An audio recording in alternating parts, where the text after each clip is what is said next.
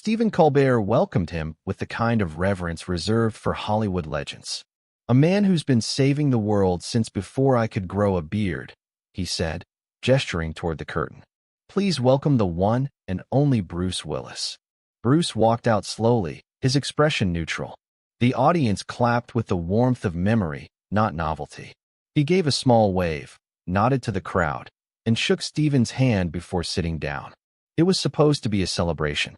Bruce had returned to acting in a quiet, independent film after years of health concerns and speculation. The film itself wasn't the headline, it was Bruce's presence. That he had chosen to speak, to show up, mattered more than what he was promoting. Stephen started light. "So you've been off our screens for a while. How did it feel, being the world's most famously retired action hero?" Bruce offered a small smile. "Quiet," which was exactly what I needed. The audience laughed softly. Stephen leaned in. "And now you're back. What drew you to this particular film?" Bruce adjusted slightly in his seat. "It wasn't loud. That was the first thing I liked about it. No guns. No explosions. Just grief. And stillness." Stephen paused, almost surprised. "That's not something I ever expected to hear from John McClane." "It's funny," Bruce said, voice low. "The things we're remembered for often have the least to do with who we are." There was no laugh track for that line. Just a brief silence. A beat of truth. Stephen regrouped. "Well, the film is beautiful. And heavy. There's a scene where your character doesn't say anything for almost 3 full minutes. Was that difficult for someone who made a career out of tough one-liners?" Bruce looked at him steadily. "No. Silence is where I've always felt most honest." Stephen blinked. "That's poetic. Unexpected, but poetic." It was the word unexpected that changed something in the room. Bruce didn't flinch, but he didn't smile either.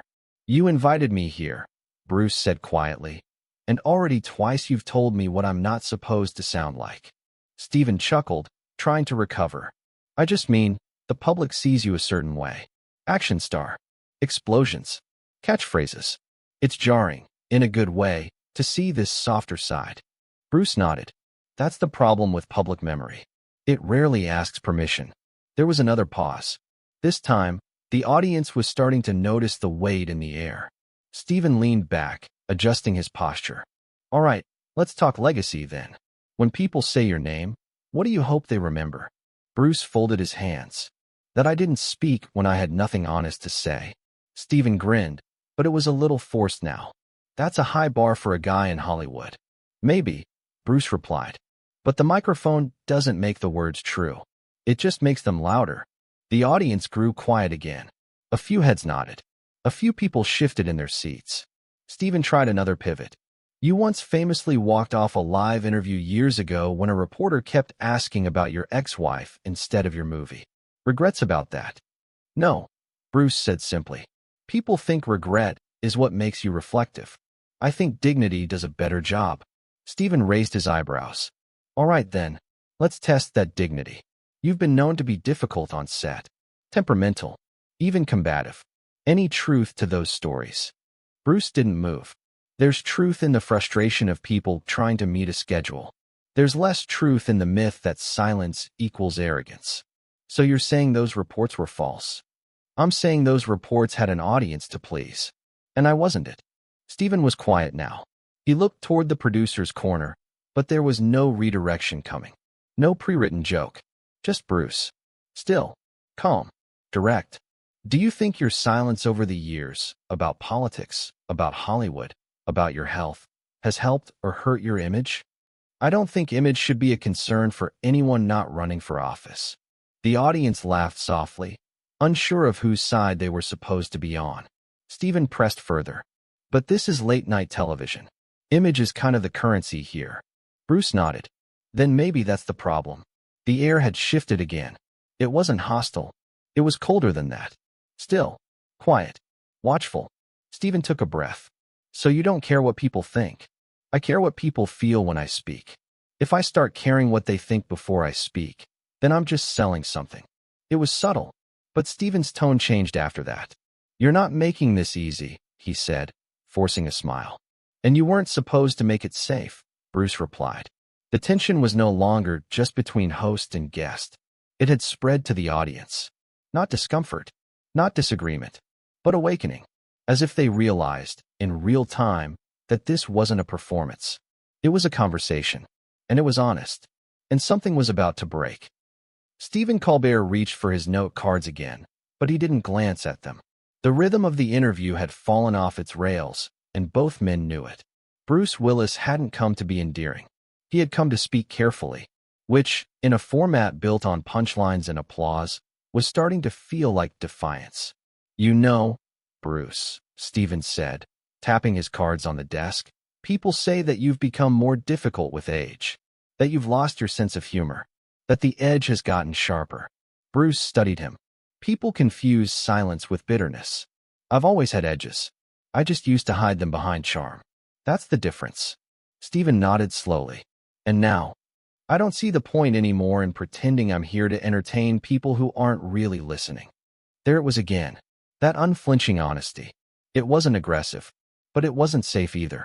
It asked the audience to look directly at something they usually glance past. Stephen tried to smile. "Well, you're certainly not giving us the usual promotional tour interview." "That's because this isn't a usual film," Bruce replied. "And I'm not the man I used to be." That sentence hung there for a long second. It wasn't just about Hollywood or aging or press cycles. It was about something heavier, something closer. Stephen hesitated. "You've never spoken publicly about your health, about the rumors, the diagnosis. Would you be willing to talk about it tonight?" Bruce's face remained still, but his breath shifted slightly. Not angry, not afraid, just measured. "No," he said. "I'm not here to invite sympathy. I'm here to remind people that quiet doesn't mean absence, and struggle doesn't need to be broadcast to be real." The audience was absolutely silent now. Even the band had stopped their subtle background cues. Stephen's voice dropped a register. "Then what should people know about you now? The Bruce Willis that most of us haven't seen before." Bruce looked out toward the audience, then back at Stephen. "That I'm still here, that I still believe in truth, and that maybe we've all spent too much time turning pain into entertainment." It wasn't a monologue. It was a warning. Stephen's fingers curled around the edge of the desk. "Do you think these shows, what we do here, contributes to that?" Bruce didn't answer immediately. Then he said, "I think when laughter becomes a shield against accountability, we've mistaken wit for wisdom." The audience stirred, but not in protest. In recognition. Stephen's expression shifted. The smile faded completely. "So why come on the show at all?" "Because you invited me," Bruce said. "And because I thought maybe we could have a real conversation. Not a performance disguised as intimacy." Stephen leaned back, clearly rattled now. "So you're saying this, what we're doing right now, isn't real?" "I'm saying it could be," Bruce replied. "But only if you let go of the script." The band leader looked toward the producer's corner. A quiet flurry of movement began backstage. Hands moving, mouths whispering. No one knew whether to cut to commercial or ride it out. Stephen sat forward again. "You've done hundreds of interviews over the years. Why is this one different?" Bruce's answer was immediate. "Because I no longer need it."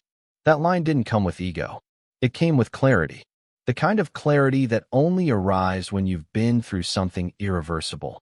Stephen drew in a breath. "I'm not sure what to do with that." "You don't have to do anything with it," Bruce said. "You just have to let it exist." There was a moment of stillness so complete that even the audience didn't shift in their seats. It was no longer a talk show. It was something else entirely. Something unplanned. Stephen stood up suddenly. "Well," he said, smiling too widely. "Bruce Willis, everybody. A man of few words and strong opinions." But Bruce didn't stand. He remained seated, looking up at the host. "Was that it?" he asked quietly. Stephen blinked. "We're going to commercial." "No," Bruce said. "I meant, was that really the best way to end this?" The question wasn't confrontational. It was sincere. Stephen didn't answer. He just gestured to the stage manager. The band began to play again, uncertainly. The applause light flickered on. The crowd began to clap. Bruce stood slowly. Not hurried. Not angry. Just done. He turned to the audience, nodded once. Then to Stephen. "I hope your next guest gets the conversation they deserve," he said. Stephen watched him leave, eyes following Bruce's slow walk backstage. No handshake. No post-interview banter. Just a man leaving a place that had asked for his presence, but not his truth. And for the first time that night, Stephen had nothing left to say. Backstage, the energy was frantic. Producers scrambled to rework the show's timing. The guest after Bruce was already in the hallway, mic in hand, caught between politeness and panic. The stage manager whispered instructions into a headset while the band leader played filler music too cheerful for the atmosphere. But through it all, Bruce Willis walked slowly and quietly, unaffected by the storm behind him. He declined the waiting car. Instead, he stood by the studio's back exit, shoulders relaxed, eyes clear. One of the crew approached with a nervous expression. "Mr. Willis, is there anything we can do?" Bruce shook his head. "You did your job. That's all anyone's supposed to do." Meanwhile, inside the studio, Stephen Colbert had returned to his desk. The audience, sensing the fragility of the moment, sat in polite confusion.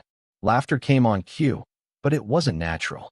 The rhythm had been broken, and no amount of banter could return things to how they were before Bruce walked out. Stephen reached for his mug, then put it down. "Before we move on," he said, forcing a smile, "I want to say that not every conversation goes the way we expect. And that's okay. Sometimes the most honest moments are the least scripted ones." The words were true, but they felt like patchwork. The next segment stumbled forward. The new guest smiled hard.